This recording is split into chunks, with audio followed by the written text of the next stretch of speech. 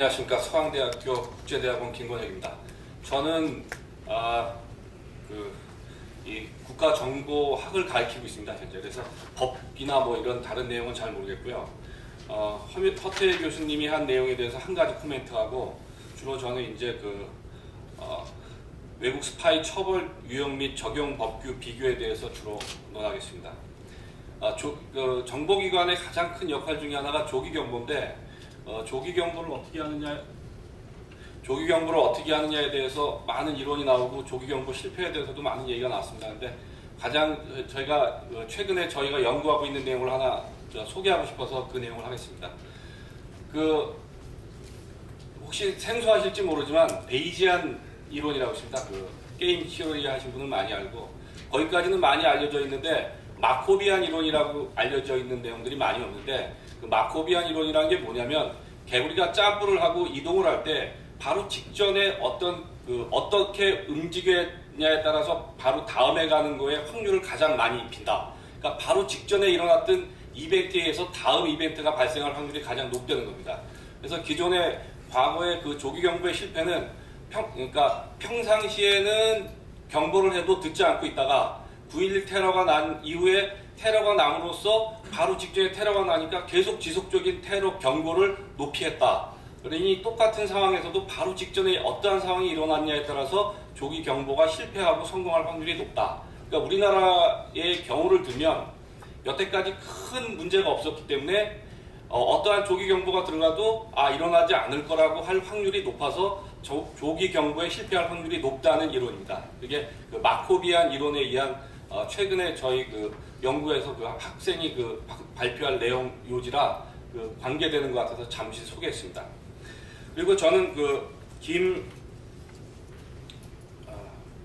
김호정 교수님이 쓴 논문에 대해서 대단히 동의를 하는 부분이 있고, 약간 한 가지 부분에 대해서 약간 좀 걱정하는 부분이 있는데, 제가 또 최근에 연구했던 내용이 제 관계없이 우리나라가 국력을 평가하는 것은 대부분 여태까지 남북 국력 평가만 했습니다. 왜? 적이 북한이기 때문에 주로 북한에 대해서 했는데, 우리나라 국력이 1990년대 이후 계속 신장해서 이제 최근에 언론에 나오는 국력 비교는 OECD나 G20 국가를 상대로 해서 국력을 비교하고 있습니다.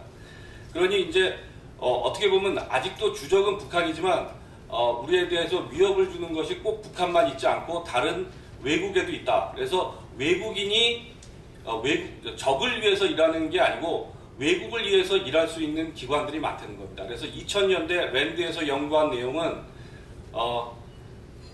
국가에 대해서만 국력을 평가했습니다. 근데 2003년인가 5년 돼가지고는 했던 게 뭐냐면 비국가 행위자에 대해서도 국력을 평가하기 시작했습니다. 비국가 행위자라고 하는 것은 다국적 기업, 종교, 그 다음에 국제기구, NGO, 국제범죄조직, 테러리스트, 각종 외국 교민, 거기는 디아스포라라고 되어 있는데 우리나라에서도 외국의 교민들이 많이 있습니다.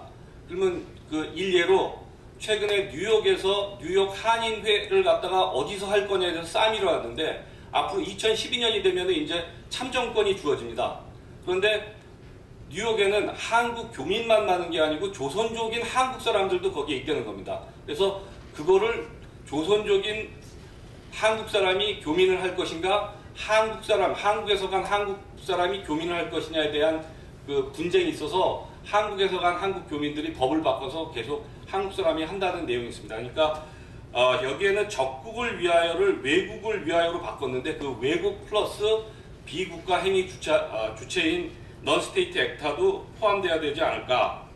그리고 보면 이 외국이나 이런 비국가 행위자 중에 얼마 전까지만 해도 이제 정보기관을 제외하고 어디에 정보가 가장 많냐고 물어보면 언론사의 정보가 많다고 합니다. 근데 요즘은 어디 그러면 정보가 많냐 그러면 대형 로펌, 여러분들이 잘 알고 있는 대형 로펌이나 초우량 대기업들의 이제 정보가 가장 많다라고 하는 걸 보면, 그들이 현실적으로 국가를 상대로 해서 정보 활동을 하고 있기 때문에 그거에 대해서도 우리가 좀 고민해봐야 되지 않을까. 그래서 법을 개정할 때 이거에 대해서도 고민을 해야 된다. 그리고 외국인, 아까 말씀하셨는데 외국인에 대해서 감청을 하려면 대통령의 허가를 받아야 됩니다. 현재 통비법 자체가.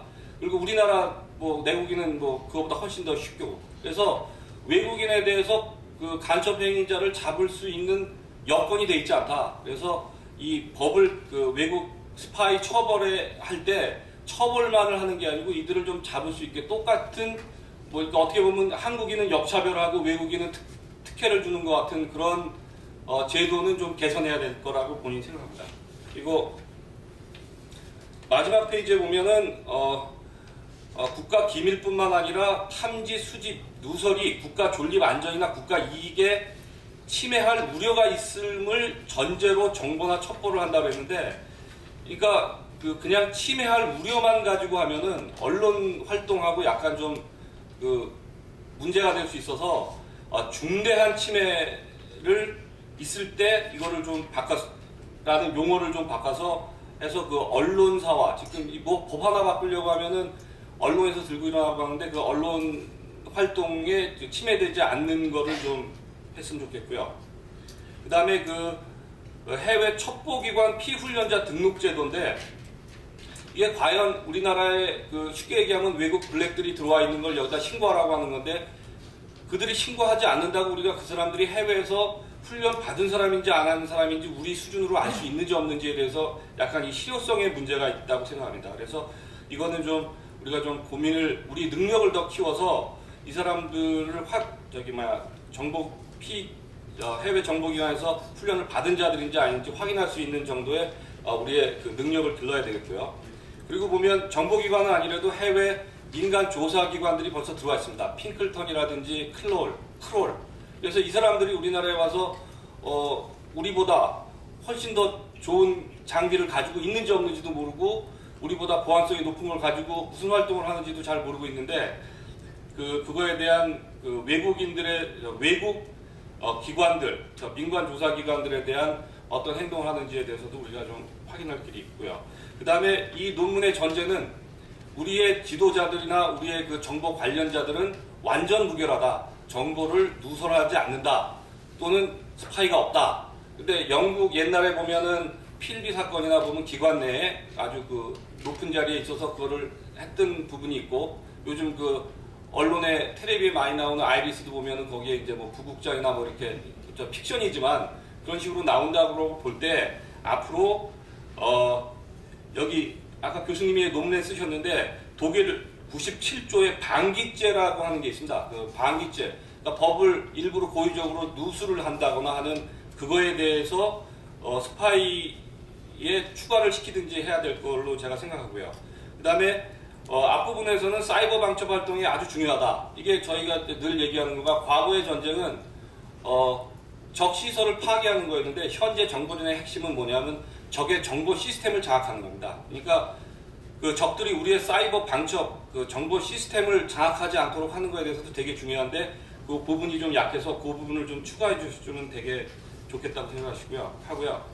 그 다음에 이제 산업 정보에 대해서도 이제 국가 핵심이나 이런 거는 뭐 외국 현재 보면은 우리나라 국가 핵심 기술을 우리가 볼 때는 별 볼일 없는 기술인데 외국에서 볼 때는 상당히 괜찮다라고 보는 기술들이 많습니다. 그래서 외국의 기업이나 또는 외국 정보기관이 뒤에서 조종해서 우리 기술을 빼가는 경우도 있는데 거기에 대해서 우리가 아직 감청이라든지 아니면 수사 능력이 부족해서 그걸 못 잡는 경우가 많다는 거죠. 그리고 아주 가상적인 케이스인데 신종플루가 대단히 퍼졌을 때 이게 뭐 이렇게 자연적으로 퍼진 그런 생물학 이게 뭐 질병이면 문제가 없겠지만 어떤 의도를 가지고 변종을 만들어서 들어온다면은 거기에 대한 것도 산업 기술의 하나가 아닐까라고 하는 제가 좀 포괄적으로 생각합니다. 그러니까 이게 우리가 변종된 신종플루를 치료를 할 수 있는 백신을 가지고 있다는 그 기술을 갖고 있는데 현재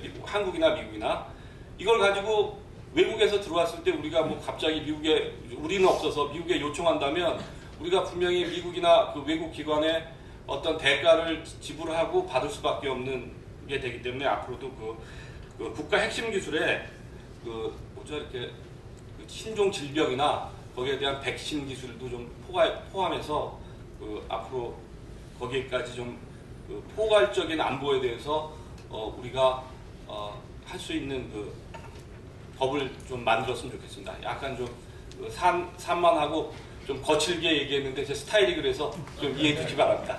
이상입니다. 이상 두 분 발표하셨고 세 분과 토론해 주셨는데 혹시 플로어에서 그 관심이